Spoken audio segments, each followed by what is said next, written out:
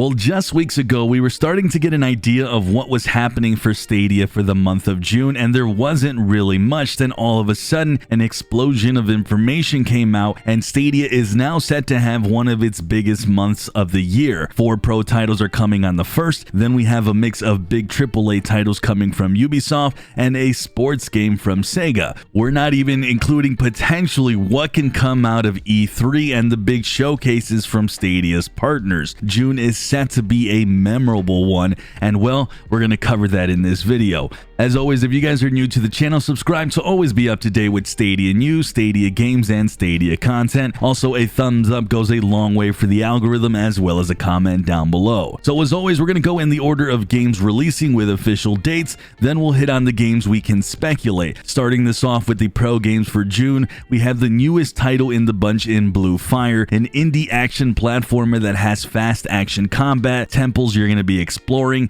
unique bosses you'll be facing. The game launched back in February to pretty good reviews and should be a fun one on Stadia when it launches. Then we have the other 3 pro games for the month of June. These have already launched, so I won't explain them too deeply, but we do have Moto GP 20, another simulation racer stocked with a full managerial career mode and a game that did improve upon its visuals and gameplay from the previous iteration. Then we have Trails of Cold Steel 3, a JRPG turn-based title released some years ago to positive reviews. The game from all accounts is a deep game and one that if you're a fan of RPGs, you're going to enjoy this one. Then we have Chronos Before the Ashes, a Souls-like RPG. The combat is a little slower, and the way that I would describe the game is pretty weighty in regards to how the combat and action works, especially with your movements. And it does have this unique mechanic where every time you die, your character ages 1 year, so very interesting. It also has released to mixed reviews. It was a VR game that was essentially made for consoles and PC recently, so it's an interesting game to say the least. The pro games for the month of June have a little bit for everyone, so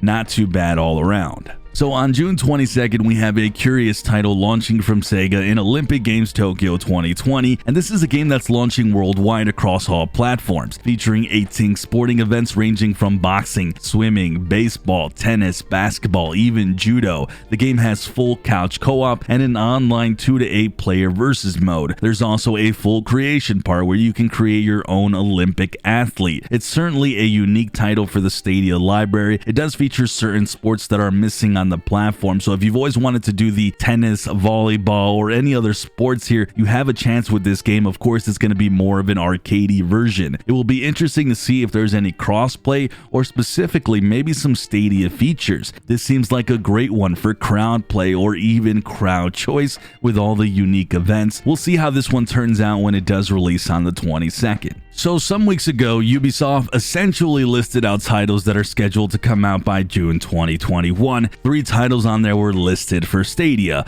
One of them kind of shocked me. Another that we've been waiting for over a year also was mentioned. Now, we don't have release dates for these titles, but they are set to come this upcoming month either way. Rainbow Six Siege for me is the biggest highlight. An extremely popular player versus player title. To this day, it's still one of the most popular competitive shooters on the market, and it is set to come to Stadia. The thing that we've all wondered though, is this game going to have crossplay? Well, Ubisoft recently tweeted out that crossplay between PC and cloud gaming platforms is currently being tested, and to tune in on Saturday, June 12th for more information. This tells me more than likely Stadia is that cloud gaming platform, considering that Luna already has crossplay and it's fully functional, so Stadia looks to indeed have that crossplay element. This is the type of game that is sorely lacking on Stadia. Competitive shooters have only really boiled down to just having PUBG. Now we're going to have Rainbow Six Siege, which is great. Hopefully we'll see a mid-June release on this one. Then we have For Honor as the game that came to me as a surprise. This one's also slated to come this June. This one's a little bit less transparent on the dates. It's a third-person action fighting game featuring over a dozen heroes. The thing that stands out is the combat in this game that has been absolutely praised since the game launched some years ago. The game does feature a single-player story, but the draw more than likely is going to be that online version with the different types of player versus player modes.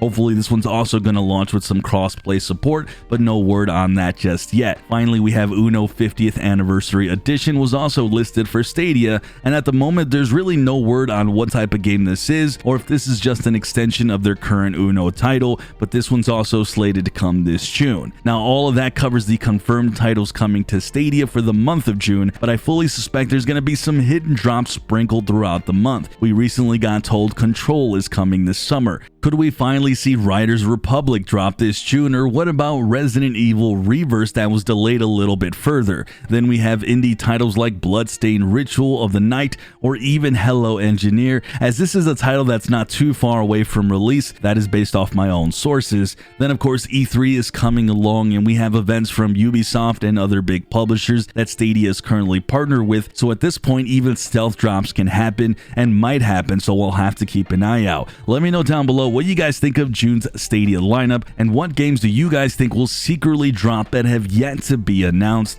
I'd love to hear those in the comments down below. As always, subscribe, like, and hit that bell for future Stadia content. I'm Sunny, and I'll see you guys in the clouds.